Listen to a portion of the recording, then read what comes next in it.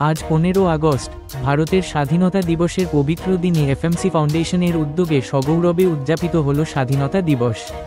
সকাল 8:30 জাতীয় পতাকা উত্তোলনের মাধ্যমে অনুষ্ঠানের সূচনা হয়। দেশপ্রেমে ভরপুর এই আয়োজনে স্থানীয় মানুষ ও সংস্থার সদস্যরা উৎসাহের সঙ্গে অংশ নেন।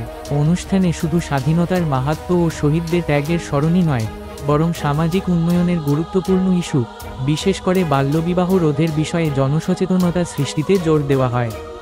বক্তারা বাল্যবিবাহের ক্ষতিকর প্রভাব, শিক্ষার গুরুত্ব এবং সমাজে সমতা প্রতিষ্ঠার প্রয়োজনীয়তা নিয়ে আলোচনা করেন। আসুন দেখে নিই কর্মসূচির কিছু অংশ। আমি শপথ নিচ্ছি যে সর্বদা বাল্যবিবাহের বিরোধিতা করব। আমি শপথ নিচ্ছি যে কখনো কোনো বাল্যবিবাহ অনুষ্ঠিত হতে চলেছে এমন জানতে পারলে তা বন্ধ করার উপযুক্ত পদক্ষেপ নেব। আমি শপথ নিচ্ছি যে আমার অঞ্চলে কমপক্ষে 10 জন কিশোর কিশোরীদের বাল্যবিবাহের কুফল সম্পর্কে অবগত করাবো। আমি শপথ নিচ্ছি যে শিশু পাচারের মতো ভয়ঙ্কর অপরাধের তীব্র বিরোধিতা করব এবং বাল্যবিবাহ ও শিশু পাচার রুখতে সর্বদা সচেষ্ট থাকব।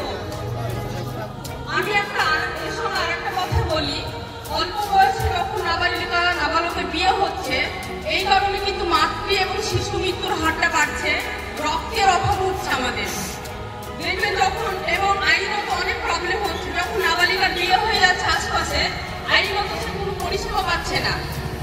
নাবালিকা মেয়েটা যদি ডিভোর্স হয়ে যায়, প্রশাসনের দ্বারস্থ হলেও সে নাবালিকা কোনো আইনত কোনো পাচ্ছে না, পরিষেবাটা পাচ্ছে না, যে সে পরিবারটা এর জন্য তাদেরকে যে কোনো শাস্তি প্রদান করবে, আইনত সে নাবালিকাটা পাচ্ছে না।